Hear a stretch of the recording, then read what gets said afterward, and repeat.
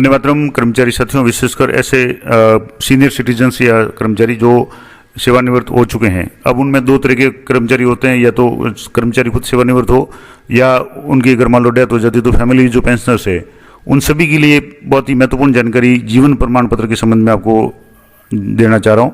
मैंने अभी पिछले वीडियो में बताया था कि किस तरीके से आप किसी भी सरकारी कर्मचारी के पास जाकर के उनकी एसओसी आईडी में जाकर के FMS 3.0 से मात्र 2 मिनट में अपना जीवन प्रमाण पत्र बना सकते हैं। आपको किसी भी ई मित्र पे जाने की जरूरत नहीं है। अब कई लोगों की समस्या ये होती थी कि अंगूठे का निशान नहीं आता था बायोमेट्रिक में, कई लोगों के और भी समस्या होती थी। तो इसका बहुत ही आसान तरीका है कि आप किसी भी सरकारी कर्मचारी से संपर्क करें और अपना PPO नंबर और अकाउंट नंबर उनको दें, तो आपके मात्र 2 मिनट में लाइफ सर्टिफिकेट बनकर तैयार हो जाएगा। अब बात करेंगे कि जीवन प्रमाण पत्र कब दिया जाना है, किन किन के लिए जरूरी है, क्या प्रोसेस है। तो जैसे प्रश्न है कि मैं पेंशनर हूँ और क्या मुझे जीवन प्रमाण पत्र प्रस्तुत करना होगा, तो नियमित मासिक पेंशन प्राप्त करने हेतु जीवन प्रमाण पत्र प्रस्तुत करना अति आवश्यक है। यानी प्रत्येक जो भी पेंशनर है, चाहे फैमिली पेंशनर हो या नियमित रूप से पेंशनर है, उनके लिए जरूरी है। अगर आप प्रमाण पत्र पेश नहीं करते हैं तो अभी जैसे टाइम है, कई बार समय बढ़ा दिया जाता है, लेकिन सामान्य रूप से 1 नवंबर से लेकर के 31 नवंबर तक आप, यानी इसी नवंबर माह में आपको अपना लाइफ सर्टिफिकेट है वो अपलोड कर लेना है। अगर नहीं करते हैं तो आपके आगामी महीनों की पेंशन है वो रोक दी जाती है और ट्रेजरी से मैसेज आता है कि आप अपना पेंशन जीवन प्रमाण पत्र प्रस्तुत कर दें। तो वो चक्कर आपके नहीं पड़े, पेंशन नहीं रुके, इसके लिए आप बहुत ही आसान तरीके से कर सकते हैं। मैंने पिछले वीडियो में डिटेल में बता रखा है। अब दूसरा है कि जीवन प्रमाण पत्र कब प्रस्तुत करना है। तो सीधी सी बात है, मैंने आपको बताया कि वर्तमान पेंशन नियमों के अनुसार प्रत्येक वर्ष नवंबर माह में, यानी अभी जो नवंबर चल रहा है, आपको इस नवंबर माह में यानी 31 तारीख से पहले अपना जीवन प्रमाण पत्र प्रस्तुत करना आवश्यक है। कई बार डेट है थोड़ी इसको बढ़ा दी जाती है, लेकिन एक बार अगर आप अपलोड करेंगे तो आप 12 महीने तक उसको पेश करने की जरूरत नहीं है। अब अगला प्रश्न है कि मैंने पेंशन रोके जाने के कारण अपना जीवन प्रमाण पत्र किसी अन्य माह में प्रस्तुत किया है, क्या मुझे भी जीवन प्रमाण पत्र प्रस्तुत करना होगा। तो जीवन प्रमाण पत्र नवंबर माह में पुनः जीवन प्रमाण पत्र प्रस्तुत करना आवश्यक है। यानी मान लो जैसे पिछली बार आपने नवंबर माह में नहीं करके जनवरी माह में कर लिया, फरवरी माह में कर लिया, तो वो पूरे साल के लिए वैलिड नहीं होता, वो 31 नवंबर तक वैलिड होता है। तो आप पिछले मार्च महीने में आपने अपलोड किया हो, जून में किया हो, कभी भी किया हो, आपको हर महीने हर साल के नवंबर माह में आपको अपना जीवन प्रमाण पत्र है वो अपडेट करना जरूरी है।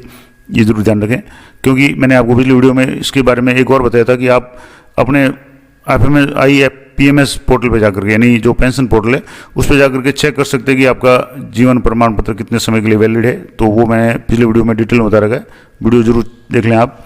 जीवन प्रमाण पत्र के संबंध में नियमों में क्या व्यवस्था है।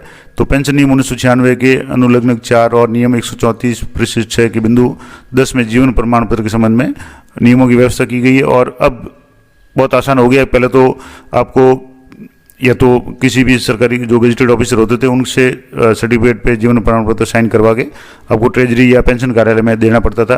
अब ऑनलाइन तरीके का भी है, जिसमें आप किसी भी कर्मचारी की एसओसी आईडी से ये करवा सकते हैं। इसके अलावा फेस RD और जो पेंशन पोर्टल का जो भी ऐप लेकर के मोबाइल से आप करवा सकते हैं। ई मित्र पे जाकर के बायोमेट्रिक से भी आपका जीवन प्रमाण पत्र बना सकते हैं। सबसे आसान तरीका मैंने पिछले वीडियो में बताया कि किसी भी सरकारी कर्मचारी जो आपके पहचान के हो उनसे आप कहेंगे तो मात्र 2 मिनट में आपका जीवन प्रमाण पत्र वो बना देंगे FMS 3.0 पे जाकर के। अगला है जीवन प्रमाण पत्र का प्रारूप कहाँ से प्राप्त होगा। तो जीवन प्रमाण पत्र का प्रारूप है आप पेंशन पोर्टल पे जाकर के डाउनलोड कर सकते हैं।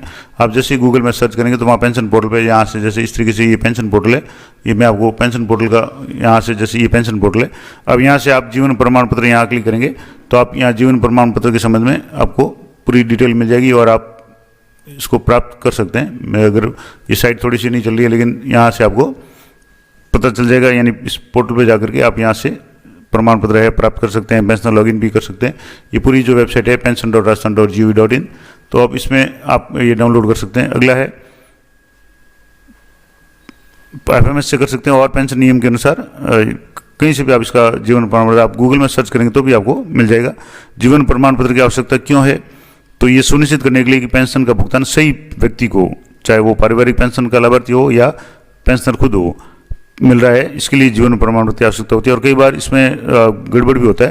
किसी कर्मचारी की अगर मान लो डेथ हो जाती है और जब पोर्टल पे अपडेटेड डाटा नहीं होता है तो डेथ के बाद भी उनको प्रमाण ये पेंशन वगैरह जारी हो जाती है, या गलत तरीके से कोई पेंशन का फायदा नहीं ले, इसके लिए प्रमाण पत्र की आवश्यकता हर जो भी पेंशनर है उनको पड़ेगी। और पेंशनर के फैमिली पेंशनर्स को भी प्रमाण पत्र देना पड़ता है। अब मैं अपना जीवन प्रमाण पत्र कैसे प्रस्तुत कर सकता हूँ, प्राप्त कर सकता हूँ? तो आप पेंशन नियम के अनुसार जो भी निर्दिष्ट प्राधिकारी है आप वहाँ से कर सकते हैं। अगर आपका पेंशन यहाँ से अगर है, मान लो आपका अभी लेटेस्ट सालों में कुछ साल में आप रिटायर्ड हुए, तो आप यहाँ भी अपना ई पेंशन पीपीओ है, ई पीपीओ है, वो डाउनलोड कर सकते हैं। अगर आपका पेंशन प्रकरण है वो FMS 3.0 से हुआ है तो।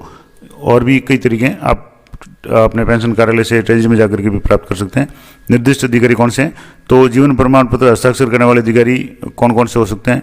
एक तो आपराधिक प्रक्रिया के तहत मजिस्ट्रेट की शक्तियों का प्रयोग करने वाला जो भी व्यक्ति है वो है, या भारत सरकार के तहत नियुक्त रजिस्ट्रार या उप रजिस्ट्रार है, राजपत्रित अधिकारी यानी कोई भी गजेटेड ऑफिसर है। शिक्षा विभाग की बात करें तो व्याख्याता या उसके ऊपर के अधिकारी जो भी है, वाइस प्रिंसिपल है या प्रिंसिपल है, वो भी पेंशन सर्टिफिकेट यानी जीवन प्रमाण पत्र पर साइन कर सकते हैं।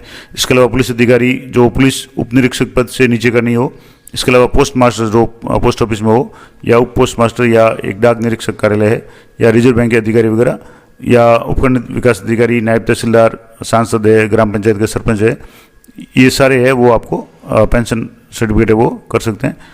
अब भारत में अगर कोई निवासी नहीं है तो उसके लिए फिर अलग से प्रोसेस रहेगा, तो वो अलग बात है। अब मैं जीवन प्रमाण पत्र कैसे प्रस्तुत कर सकता हूँ?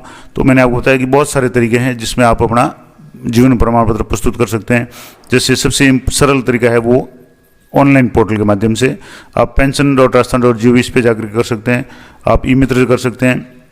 बायोमेट्रिक विधि से आप किसी भी एंड्रॉइड मोबाइल में 2 ऐप लेकर के वहाँ से आपका बायोमेट्रिक करके भी कर सकते हैं। पोस्ट ऑफिस के माध्यम से कर सकते हैं। इसके अलावा राजस्थान के विभिन्न पेंशन कार्यालयों में, निदेशालयों में व्यक्तिगत उपस्थित होकर के भी आप अपना जीवन प्रमाण पत्र प्रस्तुत कर सकते हैं। लेकिन सबसे जो सरल तरीका अभी जो हुआ है जिसमें आपको बायोमेट्रिक की भी समस्या नहीं आएगी। कई बार बायोमेट्रिक में पहले अंगूठे से होता था, उसमें अंगूठे के निशान नहीं आते थे। फिर आइरिस वाला जो ऑप्शन है आंखों की पुतलियों को देख करके, तो उसमें भी कई लोगों के नेटवर्क इशू के कारण या कई कारण से ये समस्या रहती है। तो सबसे आसान तरीका है कि आप किसी भी सरकारी कर्मचारी की FMS 3.0 पे जाकर के वहाँ से कर सकते हैं। मैंने वीडियो अपलोड कर रखा है, वो आप जरूर देखें। इसी वीडियो को डिस्क्रिप्शन में उसका लिंक दे दूंगा। इसके अलावा यदि मैं जीवन प्रमाण पत्र जमा नहीं कराऊँ तो क्या होगा? तो मैंने शुरू में बता दिया कि आप नवंबर माह के अंत तक अगर जमा नहीं कराते हैं तो आगामी महीनों में आपकी जो पेंशन है वो या तो निलंबित हो सकती है या बंद हो सकती है, रोक दी जाएगी। और जब तक आप प्रमाण पत्र प्रस्तुत नहीं करेंगे आपकी पेंशन शुरू नहीं होगी। तो अब इसमें नॉर्मल जो तारीख है वो नवंबर माह की लास्ट तारीख है, लेकिन कई बार सरकार की तरफ से इसको बढ़ा दिया जाता है। और पिछली बार भी जैसे दिसंबर जनवरी तक इसको बढ़ा दिया था। लेकिन कोशिश करें कि आप नवंबर माह में अपना प्रमाण पत्र प्रस्तुत कर दें ताकि आपको कोई समस्या नहीं हो। क्या जीवन प्रमाण प्रस्तुत करने के लिए कोई शुल्क है? तो इसके लिए सामान्य रूप से कोई शुल्क नहीं है। कोषालय निदेशालय पर जीवन प्रमाण पत्र प्रस्तुत करने का कोई शुल्क नहीं है। लेकिन जीवन प्रमाण पत्र ऑनलाइन पोर्टल ई मित्र पे या पोस्ट ऑफिस बैंक में माध्यम से करते हैं तो वहाँ आपको निर्धारित शुल्क है वो ले सकते हैं। लेकिन सबसे आसान तरीका मैंने आपको बताया कि कर्मचारी, कोई भी आप सरकारी कर्मचारी आपके आसपास में जो भी है उनसे आप संपर्क करके बिल्कुल निःशुल्क है वो बनवा सकते हैं और मात्र 2 मिनट बना सकते हैं। मैं जीवन प्रमाण पत्र पर अपनी व्यक्तिगत जानकारी की सुरक्षा कैसे सुनिश्चित करूं? तो अब आपका जीवन प्रमाण पत्र जमा हुआ नहीं हुआ, मैंने पिछले वीडियो में डिटेल में बताया। आप अपने लॉगिन में जाकर के FMS ये इस पर जाकर के यहाँ जाकर के आप पेंशन लॉगिन ऑप्शन है, यहाँ जाकर के आपके 2 तरह के ऑप्शन आएंगे, 2.0 लॉगिन और 3.0। वहाँ जाकर के आप अपने PPO नंबर और बैंक खाते के नंबर डाल करके चेक कर सकते हैं। अगर आपका रजिस्ट्रेशन नहीं हुआ तो आप पहले रजिस्ट्रेशन कर लें, उसके बाद में आप ये पूरा चेक कर सकते हैं कि आपका प्रमाण पत्र जमा हुआ या नहीं हुआ। और पिछली वीडियो में मैंने डिटेल में बताया कि जमा होने से पहले आपकी क्या डेट आएगी। जैसे 31/11/2025 आ रही थी, और जब सबमिट कर दिया उसके कुछ ही सेकंड बाद में जब आप वापस दोबारा लॉगिन करके इसको चेक करेंगे तो आपकी डेट है वो 2026 हो जाएगी। इसका मतलब आपका अपडेट हो गया। तो ये कुछ इंपॉर्टेंट जानकारियाँ थी कि जीवन प्रमाण पत्र किस तरीके से प्रस्तुत करना है, क्या क्या आपके तरीके हैं, किस किस तरीके से कर सकते हैं। तो बहुत सारे तरीके हैं।